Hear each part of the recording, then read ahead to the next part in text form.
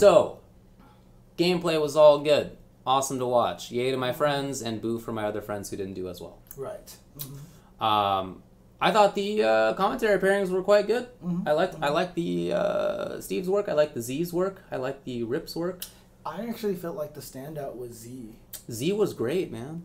Towards the end, he also started doing something that I was kind of lamenting, which was, this is going to be the first time a lot of people are watching. It's going to be a lot of CSGO fans watching ELEAGUE, or Sure. a lot of other people, and nobody was explaining anything. Like, there was a particular match, I believe it was Luffy versus F-Champ. It was Mika versus F-Champ. It was either Fudo or Luffy, whichever one were in the same pool. But there was multiple times that our Mika did an alpha counter, V-reversal, hit F-Champ when F-Champ had no life, and F-Champ didn't die. And, like, of course that makes sense to us, but everyone watching is going to be like, what happened? That's true, that makes sense. Why isn't he dead? You know? And, like, things like that would happen, and I was like, nobody's explaining this. And then on the, like, it was like the second to last day or the last day, all of a sudden Z just started busting out like, oh yeah, this is the whiffs, this is how this works, you know, in this kind of situation. Like, he started explaining everything, and I was like, oh, it's good stuff. Thank you, Z. I was actually really happy. And some of his references were just, like, ridiculously on point. So. Man, I mean, there were a couple that were, like, maybe a little bit too over the moon, but I was really happy to see that he had a balance for the most part of restraint, Z, but like without forgetting his unique stuff. It was like a good mix, I felt, for almost the whole time. So I like that a lot. That was cool. Yeah, but you can definitely tell how Z thinks. Oh yeah. Just words are just in there. Oh yeah, yeah. Like listen to that guy tell joke. I'm sure everybody else realizes it, but if you haven't, when he comes out with a joke, think back 2 seconds ago. What happened there? And just like see like the thing. It's like there's clearly like A, and then there's like definitely B. Right. There's like definitely B. You know what I mean? That's like clearly related directly. And then sometimes you'll see, he doesn't do this very often anymore, but he would like go on these little rambles. It's like a little staircase, you know? It's like a little slinky falling down it, and you can just like see he can't stop himself. Right. He's just a slinky. And that's the thing too, like. But he's done better at that now. The crazy thing about it was, like, they had all those breaks. Those could have been perfect times where they could have just had someone sitting there going, you've probably heard us say Jump Tech OS.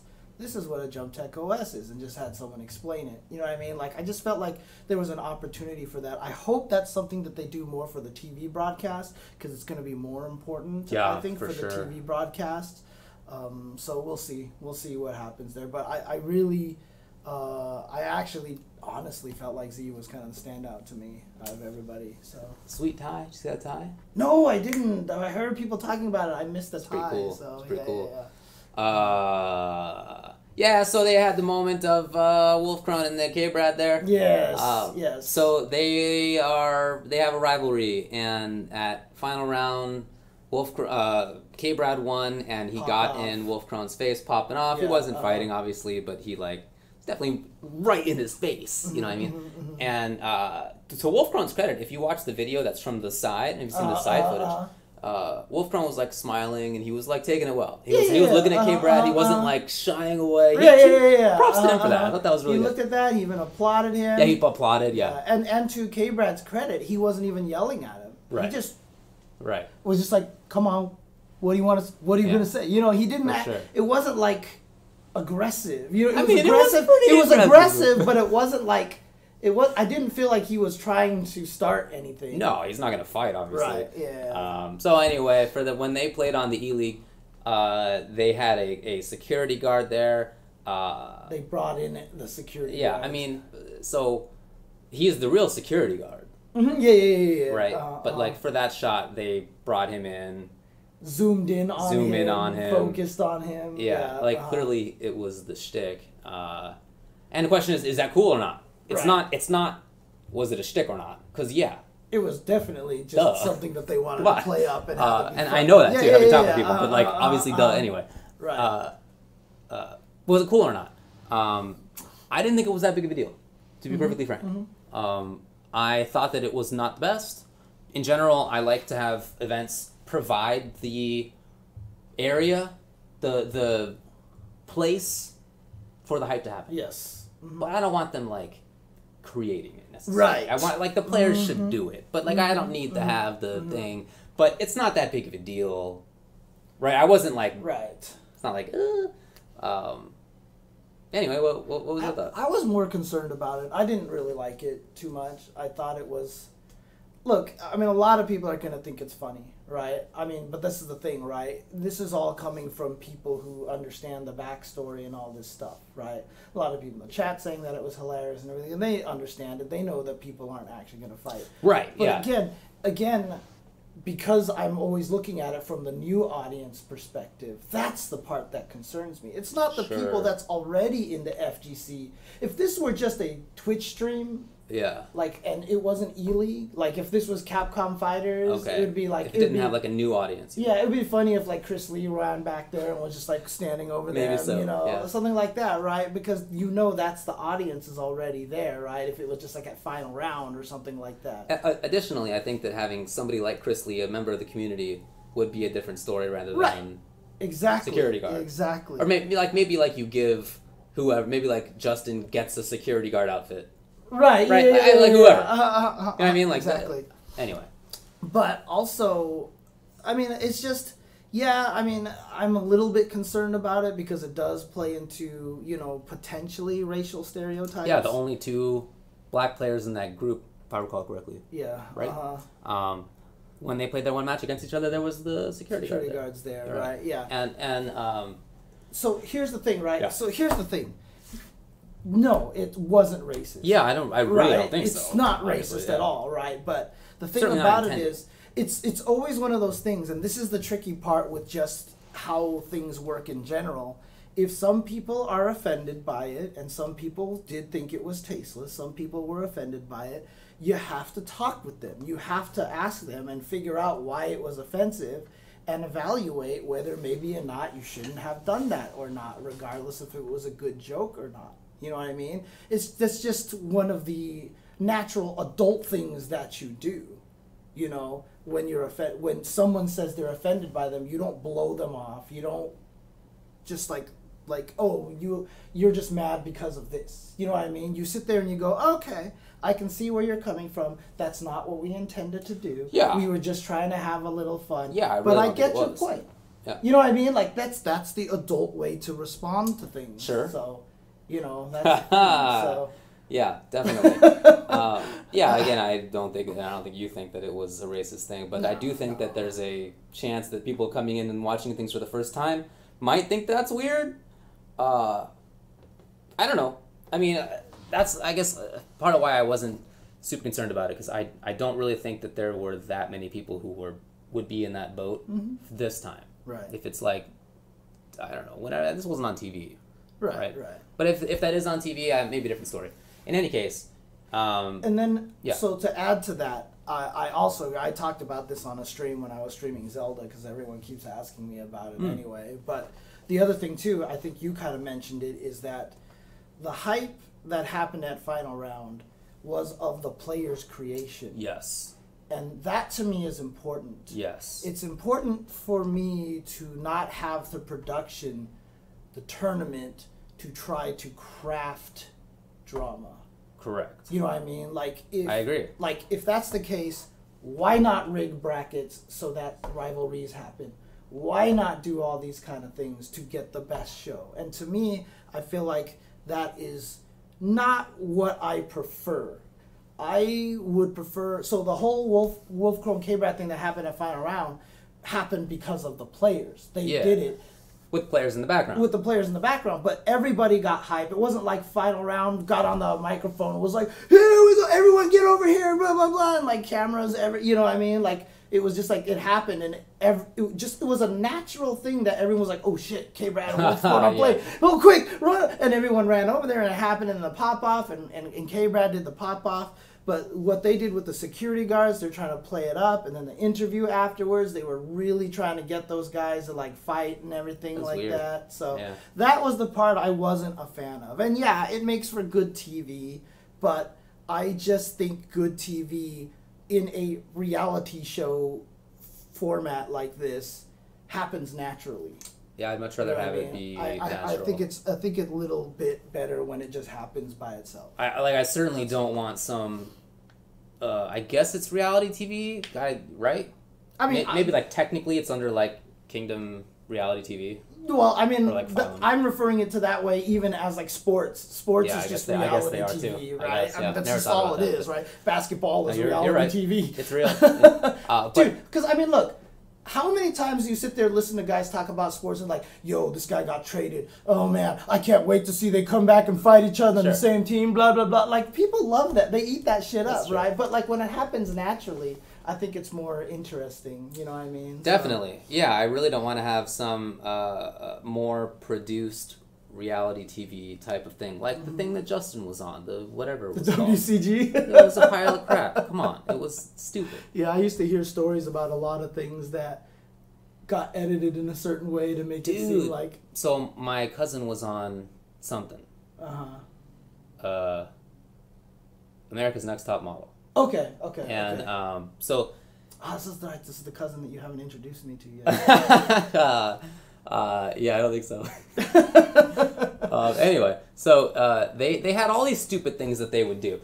When they put the women in the house for the first time, there was one fewer beds than there were people. Right. And so it was like instantly like, all right, we gotta fight over the beds. Like it was everything was like that. Yeah. And they definitely edited her to be the rich girl, you know. Her dad's like a teacher, like, but they just edited it that way because like, hey, you gotta have somebody. Right. I really don't want that stuff. That would be stupid. So I mean, I to their credit, they didn't do that kind of thing after that, right? Like that was on, I guess, Wednesday. Right. And I was only, I guess, 2 more days that they did it. But I'd be surprised if they did that again because they asked for feedback. People were very...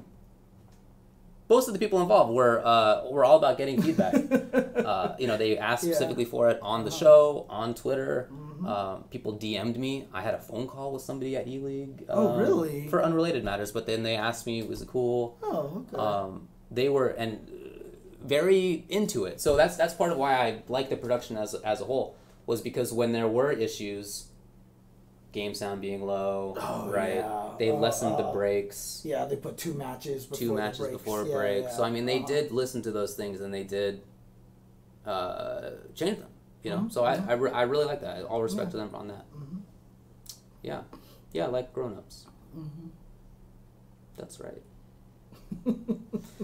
Look, man, you can't win them all, but... Look, overall, I thought the production was really good. Same. Overall, I thought it did a great job highlighting a lot of what the FGC is about. You know, and you know, even guys like, what is the League of Legends commentator, Monte Cristo, right? Like, he was even tweeting about it. He's like, man, I wish other esports were like this. You know, I wish that there was, like, trash talk in other esports and it was more exciting like this. So. I mean, we've always said that, and I think that we've been correct about it. But I think that there's, you know, to go back to the idea of wanting the players involved, the people involved to make the hype, not the event to make the hype. Yeah. So I don't want it to be like that they need to do it.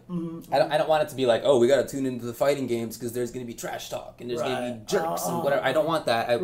If the players want to do that stuff, then it happens. Fine, happens. Certainly, it's hilarious. I like it. But I don't want them to be forced into doing that because that's like I know this is nothing in that. I know this is kind of a touchy point on the matter, but you know, one of my favorite things that I've ever heard from like Seth Killian when he was on the Evo staff, and I know there's this little thing with the Evo staff because they were some of the more vocal people about not liking the security guard and stuff. But one of the things that Seth Killian has always said, he's always like, this was before, this was like in 10 or 2010 or like, it was around that time. It was very early Street Fighter 4. Yeah. Right? And he said that the craziest thing about Evo is that they never do anything to cause something crazy to happen.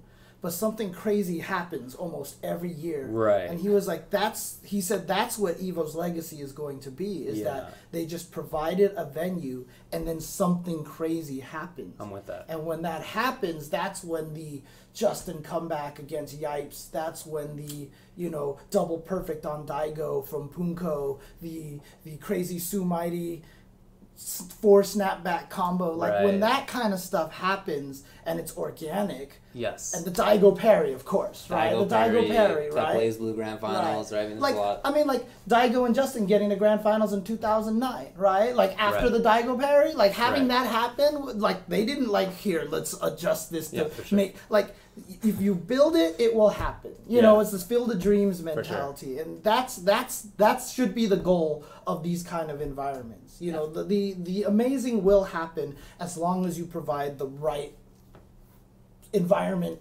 for it. You know what I mean? And I don't think you have to worry too much about trying to, even if it's just a nudge. Like again, they didn't like sit there and just go like ha ha and and instrument. I'm not claiming that at any way. But like I just like even the slight nudges don't need to be there. I'm with you. You know what I mean? That's all it is. So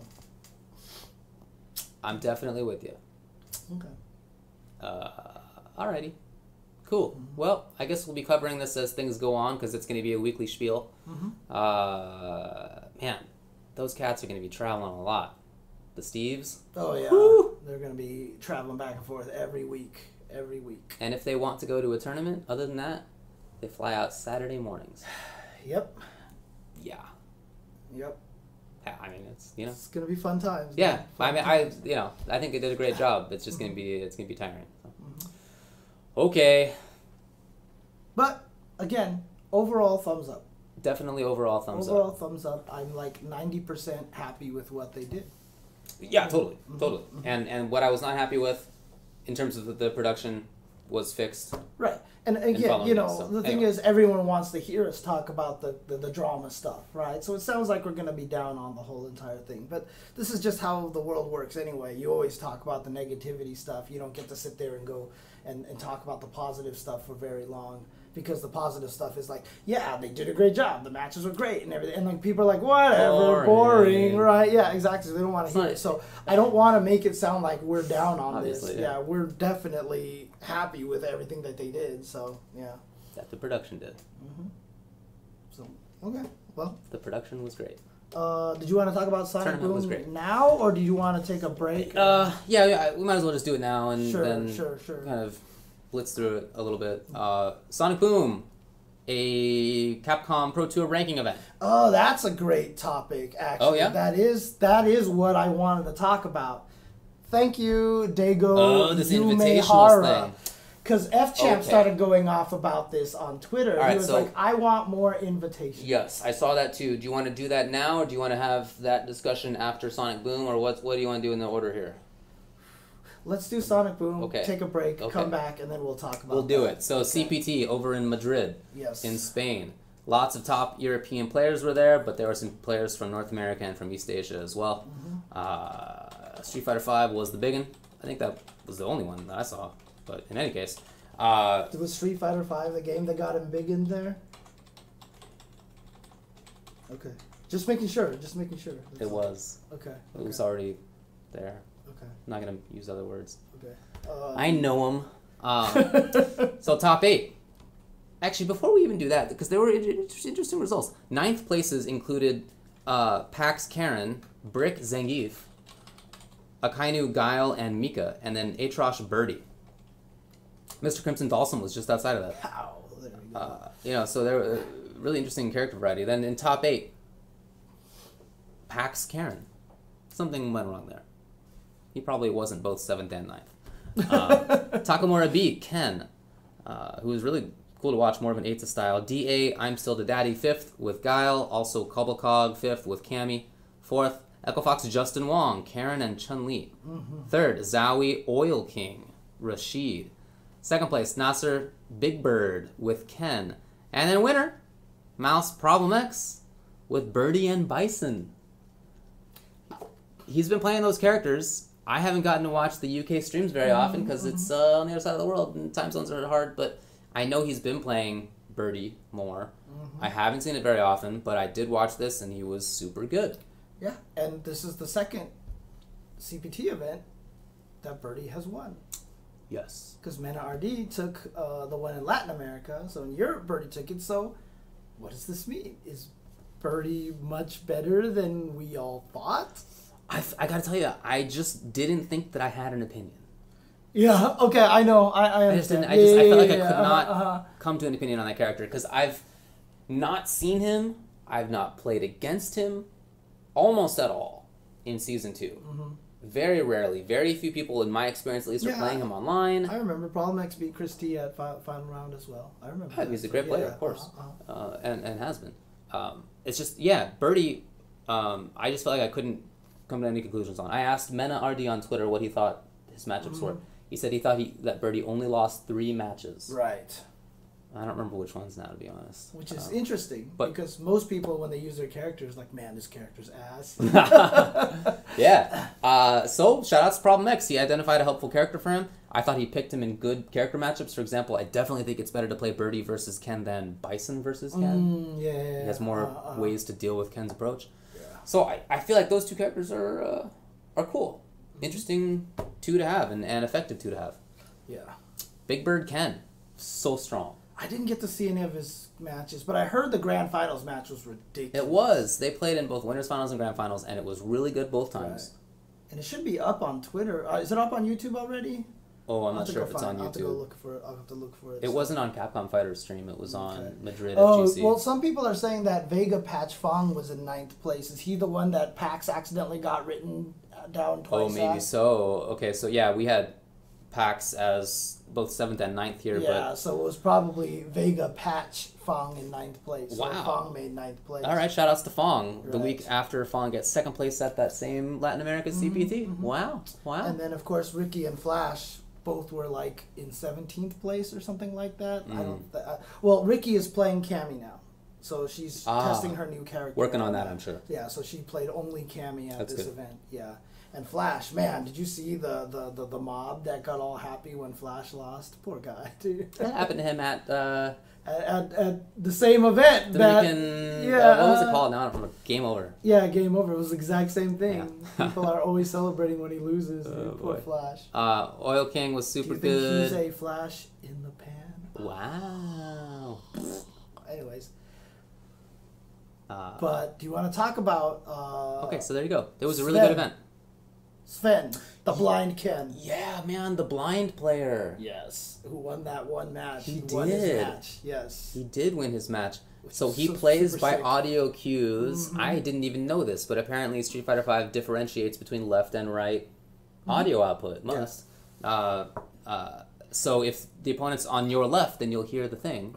Right. Or on the left of the screen. Yeah. I didn't know. Most fighting games are like that. Most fighting games have done that. Now, there was actually a really great YouTube video that I did watch a long time ago with a blind fighting game player. I don't think it was Fen. It was somebody else. Yeah. But he was talking about how important these audio cues were. In fact, he was a Killer Instinct player. Okay. And he was even talking about how like different fireballs would have different kinds of lengths of sounds, like the different strengths of the fireballs, and he was talking about all these really important things, like when you hear the people walking, like once they start merging on the middle of the screen, the sound does kind of merge a little bit, so it starts coming above. And he was talking about how some games were missing a few of those things, and he was talking about how important that was. Wow. It was actually, I mean, it was a long video. It was like he was just streaming. Cool. And he was just talking about it, so it was kind of a stream of consciousness kind of thing. But it was a really long video. But I was watching it, I was just like, this is really interesting. And he was just talking about how he played, especially in a game like Killer Instinct where people teleport. You know what I mean? Yeah. Like, it's crazy, but it's really, really cool. He even anti-aired somebody. The guy, when he won, he wasn't just mashing around. I mean, the guy jumped and he anti-aired. Like, you have to know where you are on screen to do that. So that was awesome.